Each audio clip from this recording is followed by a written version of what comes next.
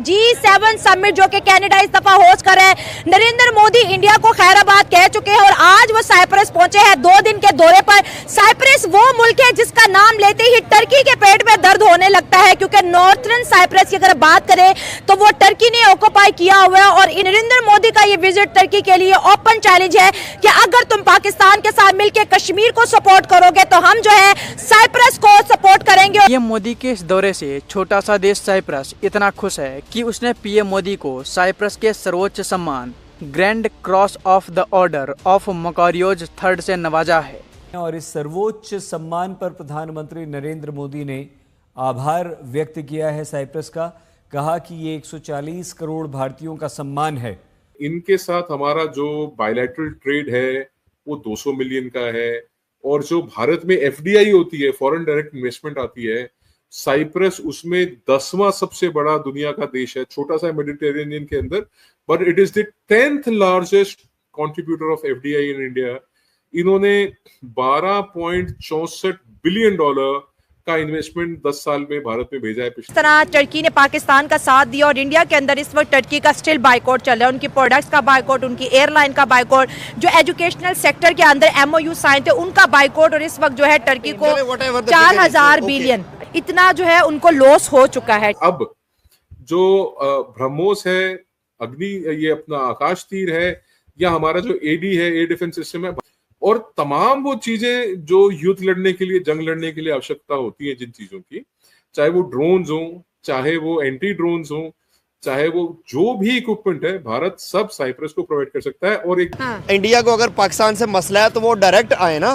देखे पाकिस्तानियों ने उनके क्या हाल किए हैं। हाँ, उन्होंने क्लियरली देख लिया है कि फ्रांस के जो तैयारों के साथ हुआ है माशाल्लाह से, अब फ्रांस उनको क्या डबल ट्रिपल प्राइस पर भी फ्रांस उनको तैयारी नहीं देगा। इंडियंस को मार्केट गई, क्रेडिबिलिटी गई, ठीक है। फिर आप ये देखें, और फ्रांस ने कैटेगोरिकली कहा कि भाई Indian pilots are not compatible. तो फ्रांस तो खुद को बचाएगा। फ्रांस अपने त्यारे पे बात नहीं करेगा। नरेंद्र मोदी का ये विजिट साइप्रस का बहुत मैटर करते हैं। खुल्ला टर्की को धमकी है कि भाई अगर तुम पाकिस्तान के साथ मिलके कश्मीर के मामले में यूनाइटेड नेशन में जाके आप जो है तकरीरें करेंगे तो हम जो है बात करेंगे नॉर्थर्न साइप्रस की, जिसको टर्की ने ऑक्यूपाई किया हुआ है, और साथ साथ वो साउथर्न साइप्रस जो कि एक आइलैंड है, बहुत छोटा सा है, हम उसके साथ जो है कोऑपरेशन बढ़ाएंगे, हम उसके साथ डिफेंस कोऑपरेशन बढ़ाएंगे, हम जो है साइप्रस को स्ट्रेंथन करेंगे। और साइप्रस की स्ट्रेंथ सीधा धमकी है टर्की को कि टर्की की आर्मी और टर्की फिर वहां पर टारगेट होगी। देखिए जी, बिल्कुल एक तरीके से ये बात है, लेकिन मैं जहां तक मेरी अंडरस्टैंडिंग है, आपकी जो जियोग्राफिकल पोजीशन है ना वो बहुत मैटर कर रही होती है। फॉर एग्जांपल अब इंडिया, पाकिस्तान और कश्मीर ये इंटरलिंक्ड है, इनका एक शेयर्ड बॉर्डर है, ठीक है। टर्की की बात करें, साइप्रस की बात करें, इंडिया की बात करें, उनके बॉर्डर शेयर्ड नहीं है।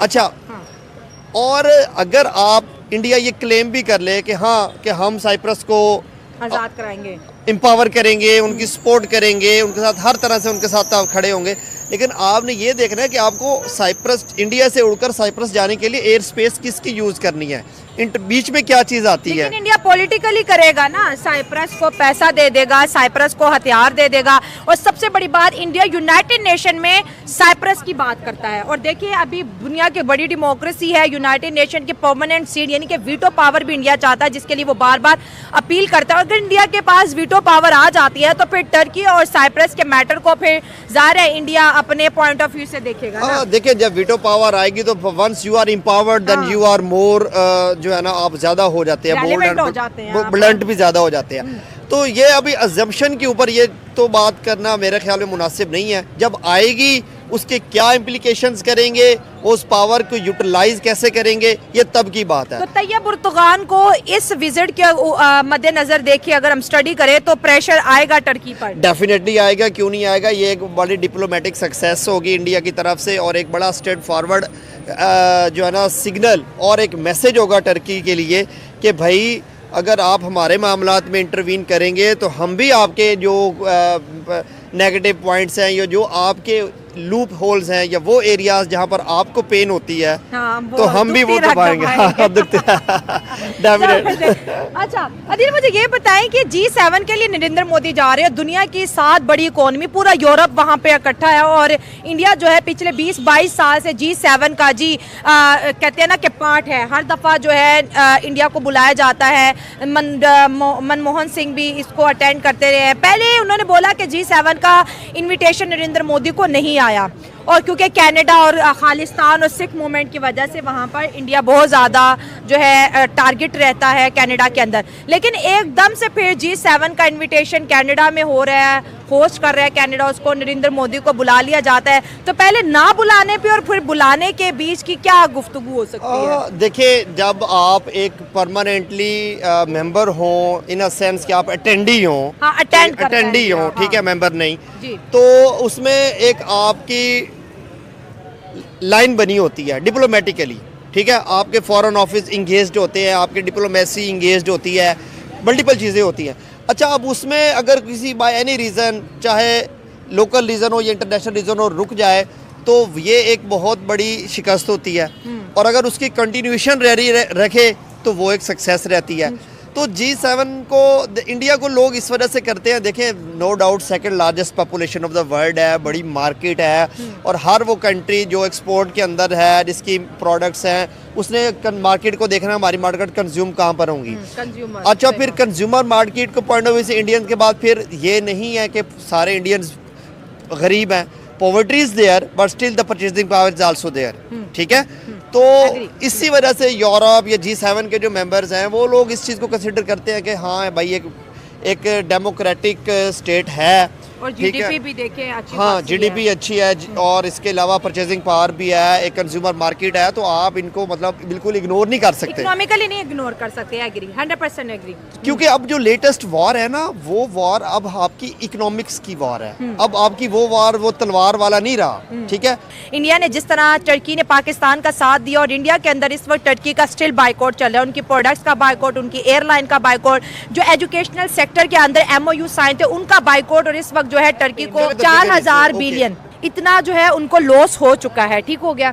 अब आप क्या समझते हैं कि टर्की पाकिस्तान के साथ लिंक करता है तो इंडिया उसका बाइकआउट करता है और ये स्टिल इसी तरह ही रहेगा? आई थिंक इसमें दो चीज़ों को ना रिलेट किया जा रहा है। पहली नंबर पर बात यह है कि हमें ये मान लेना चाहिए कि भाई जो अब जिस सेंचुरी में हम रह रहे हैं ये इकोनॉमीज़ की है, और ये जो बाइकआउट होता है ये किसी को वो मारने से ज़्यादा स्ट्रांग होता है। आप किसी को जान से मार दे वो वन टाइम इवेंट है, लेकिन आप किसी को भूखा करके मारें वो हर सेकंड में मरता है। तो अब आप किसी की प्रॉस्पेरिटी, किसी के साथ ट्रेड एक्सपोर्ट वो आप रोक लेते हैं तो आपकी करेंसी जो ऑफशोर जा रही है, ट्रेड हो रही है, वो सारी चीज़ें रुक जाती हैं।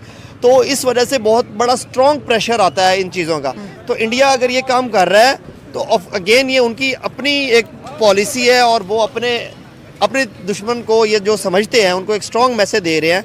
तो ऐसा ही चल रहा है आजकल, क्योंकि अब मैशत की जंग है। आप कहेंगे हम आपके साथ लड़ेंगे नहीं, हम आपके साथ ट्रेड रोक देंगे, तो वो एक लड़ने के बराबर हो जाता है। लेकिन देखिए टर्की ने हमारा साथ दिया है इंडिया के खिलाफ, तो इंडिया ओपनली बोलता है कि टर्की हमारा एनिमी है। आई थिंक ये वो अंगूर खट्टे वाला हिसाब है। हाँ। इंडिया को अगर पाकिस्तान से मसला है तो वो डायरेक्ट आए ना। हाँ। देखे पाकिस्तानियों ने उनके क्या हाल किए हैं। हाँ, उन्होंने क्लियरली देख लिया है कि फ्रांस के जो तैयारों के साथ हुआ है माशाल्लाह से, अब फ्रांस उनको क्या डबल ट्रिपल प्राइस पर भी फ्रांस को तैयार नहीं देगा इंडियंस को। मार्केट गई, क्रेडिबिलिटी गई, ठीक है। फिर आप ये देखें, और फ्रांस ने कैटेगोरिकली कहा कि भाई Indian pilots are not compatible. तो फ्रांस तो खुद को बचाएगा। फ्रांस अपने त्यारे पे बात नहीं करेगा, उसने इंडियन पायलट पे बात करनी है कि अगर इंडिया पाकिस्तान को साथ करना है तो वो उसको पाकिस्तान को सेपरेट डील करे, टर्की को सेपरेट डील करे। लेकिन वो कह रहे हैं दोनों एक ही है, क्योंकि हमारे यहाँ जो ड्रोन आए थे ना वो टर्की के थे। देखिए अब मिसाइल पाकिस्तान के इंडिया में आए थे और ड्रोन टर्की के थे।